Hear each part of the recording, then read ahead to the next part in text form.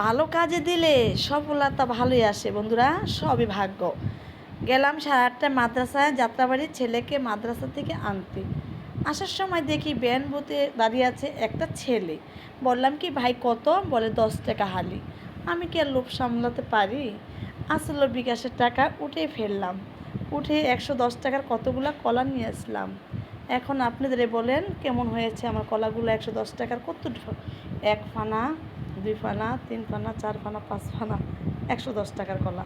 কেমন হয়েছে কমেন্টে জানাবেন। যদি খারাপ হয় তাও ভালো বলবেন, নাহলে কষ্ট পাবো। আর এখন আমি একটা খাবো।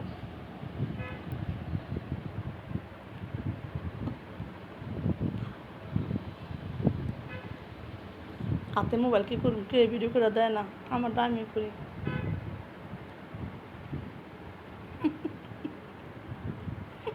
মনে মনে মনে মনে রাক্ষস, রাক্ষস না, রাক্ষস।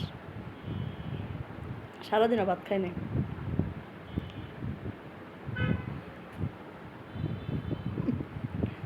হুম, অনেক মিষ্টি। আল্লাহ হাফেজ।